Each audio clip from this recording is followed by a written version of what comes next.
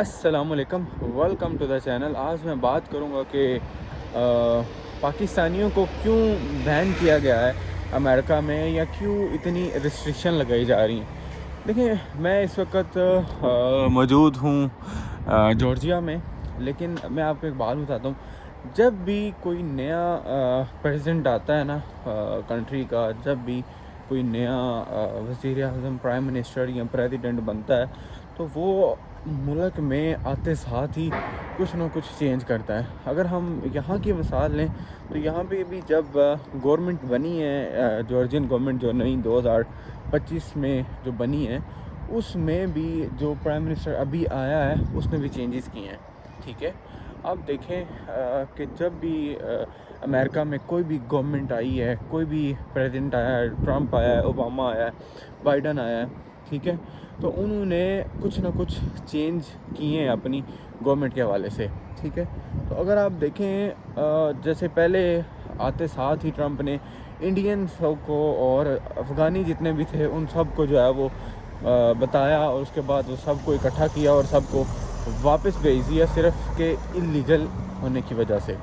اب کچھ لوگ کہتے ہیں جی پاکستان کو کس لسٹ میں شامل کیا گیا ہے، یا پاکستان کے جو اسٹوڈنٹس ہیں ان کو جو ہے وہ ویزا اپلائی کرنا چاہیے، یا وہ کیا کر سکتے ہیں، یا اس بارے میں بہت سارے لوگ جو ہیں وہ جاننا چاہتے ہیں۔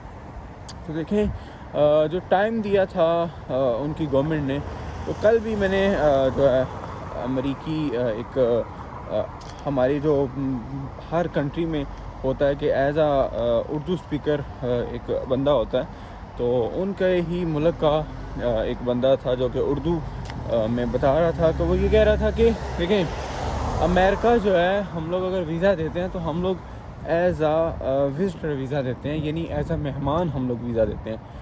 یعنی اگر آپ وہاں پہ پیدا نہیں ہوئے تو وہاں سے وہاں کی اگر آپ کے پاس نیشنلٹی ہے، اگر آپ کے پاس گرین کارڈ ہے، اگر آپ کے پاس کچھ بھی ہے، تو اس کا مطلب یہ نہیں ہے کہ آپ وہاں کے رہائشی ہیں، آپ کو کوئی باہر نہیں نکال سکتا، ٹھیک ہے۔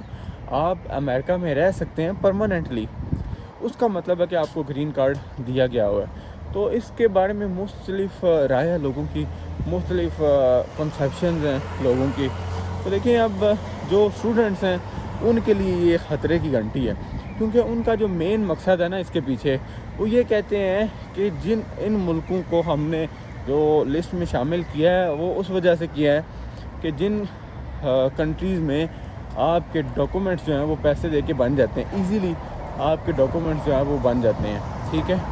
اور میں اگر بات کروں اسٹوڈنٹس کے حوالے سے، جو اسٹوڈنٹ امریکہ جانا چاہتے ہیں یا امریکہ کا ویزا اپلائی کرنا چاہتے ہیں، ان کو میری یہی سجیشن ہے کہ آپ کوشش کرتے رہیں، ہمت نہیں ہاریں۔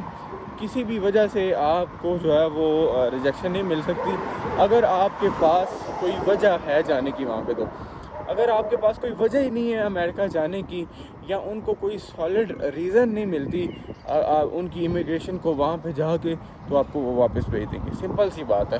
وہ کہتے ہیں کہ ود آؤٹ اینی مقصد یہاں پہ کوئی نہ آئے، اور جب اس کا مقصد پورا ہو جائے، یعنی پڑھنا ہے اس نے یا ٹور کرنا ہے، تو یہاں پہ جب اس کا ٹائم پورا ہو جائے تو وہ اسی ڈیٹ کو، جس ڈیٹ پہ اس نے شو کروایا امیگریشن کو، وہ واپس چلا جائے۔ تو یہ سارے سمپل سے رول ہیں۔ وہ چاہتے ہیں کہ ہمارے ملک میں جو نان ریزیڈنٹس ہیں یا انلیگل امیگرینٹس ہیں ان کی تعداد زیادہ نہ ہو، بس سمپل سی بات ہے۔ تو کوشش کریں، انشاءاللہ کوشش کرنی چاہیے اور ہمت نہیں ہارنی چاہیے۔ Thank you so much for watching my video. اللہ حافظ۔